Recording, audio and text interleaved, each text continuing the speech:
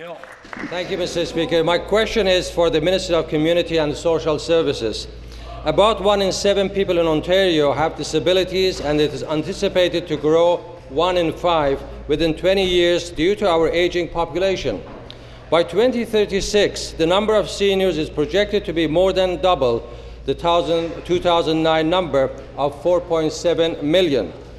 This week is Accessibility Week, and it gives us all an opportunity to rededicate ourselves to building an accessible Ontario for people with all kinds of disabilities. Through you, Mr. Speaker, to the Minister, how is this government addressing accessibility to make Ontario fully inclusive? Minister.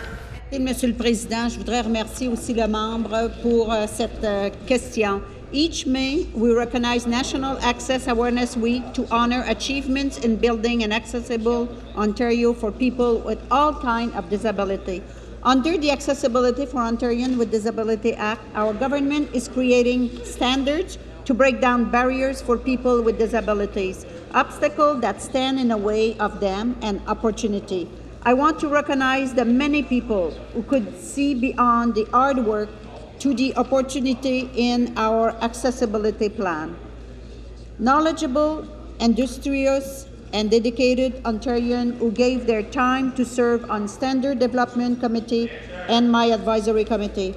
They are helping us to turn accessibility and from an inspiring concept into an achievable reality. This legislation will...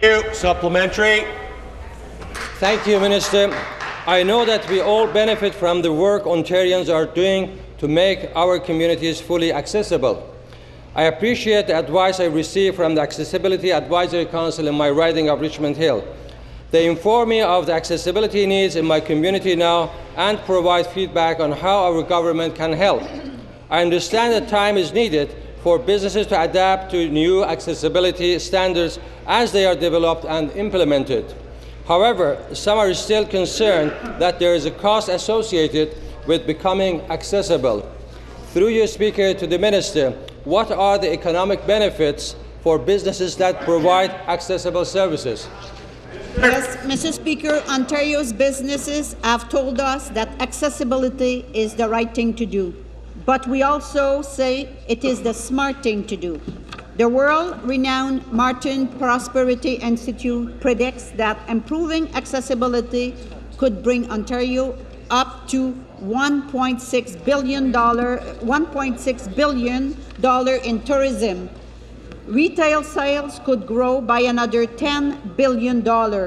Whether it's a parent of a child, a colleague, or a neighbor, I am willing to suggest that everyone in this House knows someone who has a disability.